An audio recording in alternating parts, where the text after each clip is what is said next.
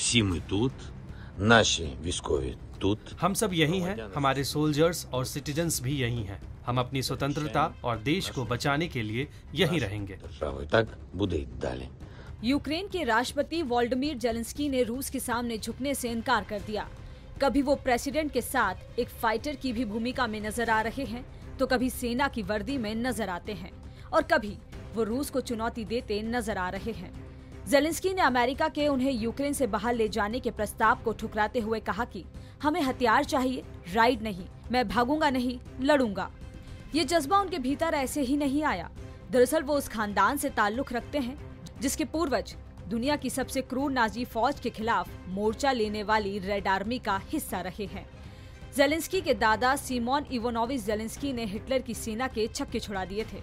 उनकी बहादुरी का अंदाजा इस बात से लगाया जा सकता है कि युद्ध के मैदान में ही उन्हें प्रमोशन देकर गार्ड से लेफ्टिनेंट बना दिया गया। दिलचस्प बात यह है कि रूस के प्रेसिडेंट पुतिन आज भले ही यूक्रेन को आंख दिखा रहे हैं, लेकिन कभी सेकेंड वर्ल्ड वॉर के दौरान जेलेंस्की के दादा सोवियत रूस की सेना के जाबाज कमांडर थे।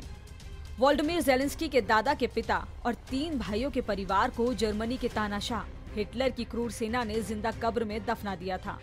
दरअसल जेलेंस्की भले ही आज क्रिश्चियन बहुसंख्यक देश यूक्रेन के प्रेसिडेंट हो, लेकिन वो खुद एक यहूदी है।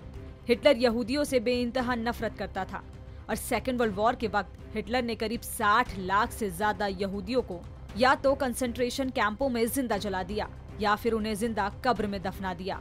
अब इस कहानी का एक और दिलचस्प किस्सा सुनिए। सेकेंड वर्ल्ड वॉर के दौरान जेलेंस्की के दादा जिस सेना के खिलाफ खड़े थे, आज उसी जर्मनी ने यूक्रेन को सबसे पहले हथियार पहुंचाए और वो लगातार यूक्रेन की मदद कर रहा है। जेलेंस्की हर साल विक्टर डे यानी 9 मई को अपने दादा की कब्र के पास कुछ समय जरूर बिताते हैं। जब वे राष्ट्रपति बने तो पद संभालने के बाद पहली बार साल 2020 में वो उनकी कब्र पर गए थे।